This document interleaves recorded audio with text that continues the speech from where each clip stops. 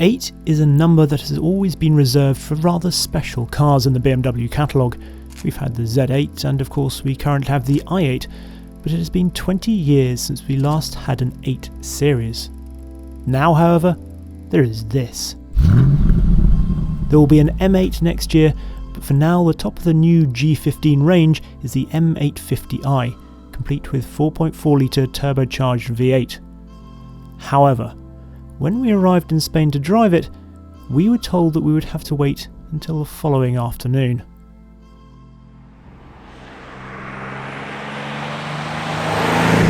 So, for logistical reasons, the next day is going to be spent in this, the diesel version, the 840D.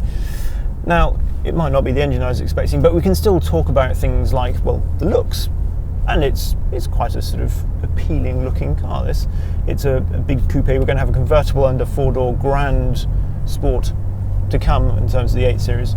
But despite being a big car, a couple of points. Well, one, fake exhaust at the back. Horrible.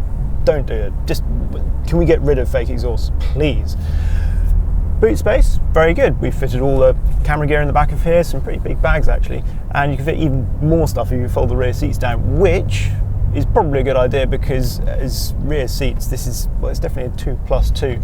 Anyone bigger than a, well, sort of smallish teenager, youngish teenager isn't going to be very happy in the back. Certainly I wouldn't want to do more than a very short journey indeed. Elsewhere, well, the interior of this, it's an expensive car, so this is just over £76,000 basic. The 850 is pushing £100,000. So this should feel luxurious, and that's where BMW wants to pitch this car. They're saying it's definitely a step up from where the old 6 Series coupe was. So does it feel luxurious? Well, it's very nice. I mean, it's very BMW still. I wouldn't say it feels like a massive leap on from something like a 3 Series or an M3, certainly. We have got the cut glass bits in here for this gear lever down here and the iDrive control, which we'll come back to in a minute. Do they look nice or just a bit naff? I'm not quite sure. They're different, I suppose. That's about all I'm willing to say about them.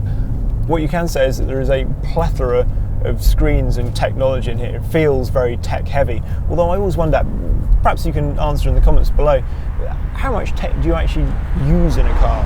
You want a decent sat nav and you want to be able to listen to some music and answer the phone, but sometimes it feels like all those options are just made more complicated.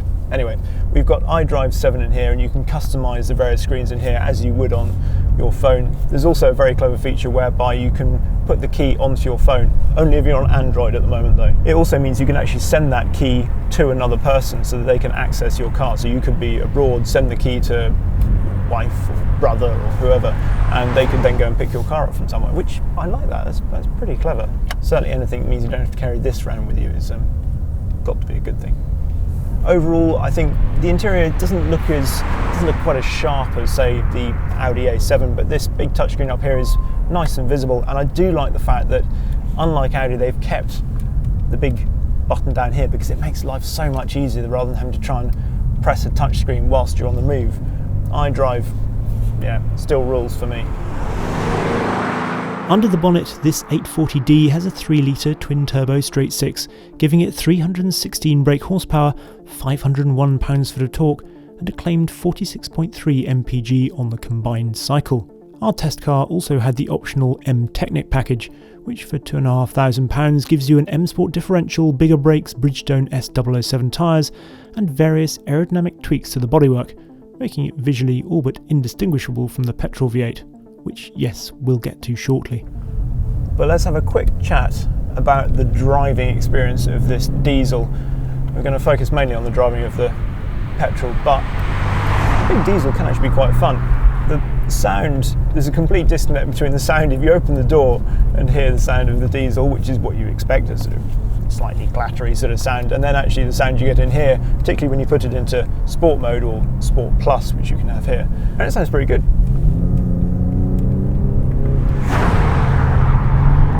And I know it's being piped in, but you can get over that. It's pretty cool.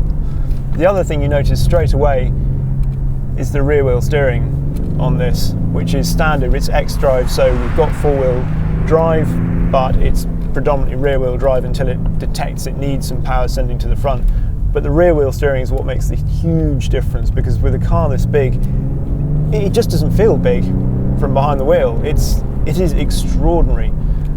There's not a huge amount of feel from the steering, but it's not bad. It's very direct, and you can certainly tell where the front end is, which is all you really expect in something like this, because it's somewhere between sports car and GT, but erring more towards the GT end, I would say. Certainly in something like a DB11. The 8-speed auto gearbox is actually quite clever. It's been updated. It links to the navigation, so say you're coming out of one corner, it won't change up if it can sense there's another corner coming up. The ride quality isn't quite as sort of wafty as an S-Class coupe, but this does feel overall just a much more sporty sort of car than that. Anyway, enough of the diesel. Hopefully the petrol's ready by now. The more I drove the diesel, the more I was actually very impressed by it. Plenty of torque to get the rear moving and a precise yet surprisingly playful balance to the chassis. The V8 had better be good. So here we are in the V8 version. We've got 523 brake horsepower, which is a big uplift, and 553 pounds for the torque, which is about 10% more than the diesel. What we have got though is a much better soundtrack.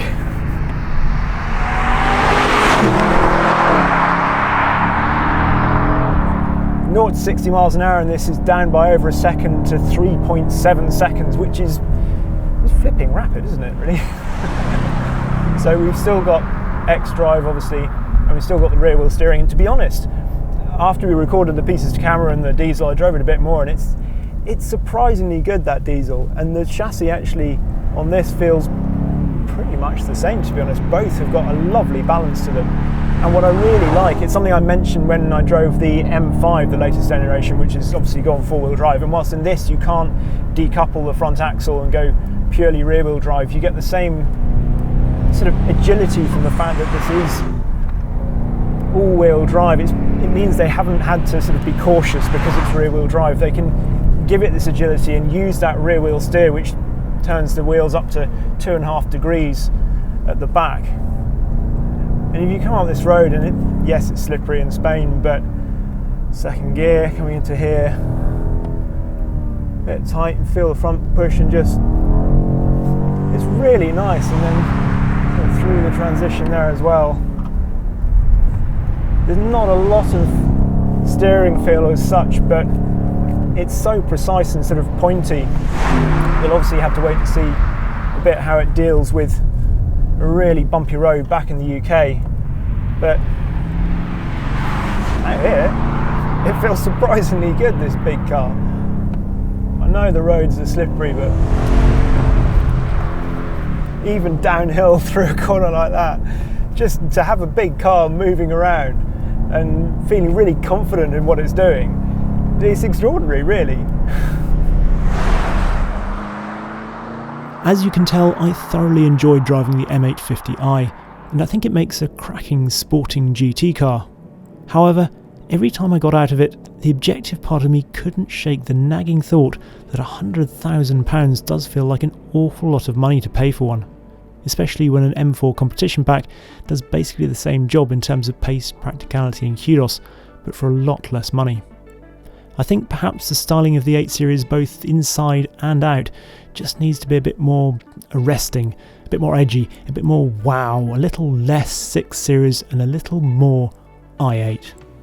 Having said that, I am rather looking forward to what the M8 might have to offer when it arrives next year.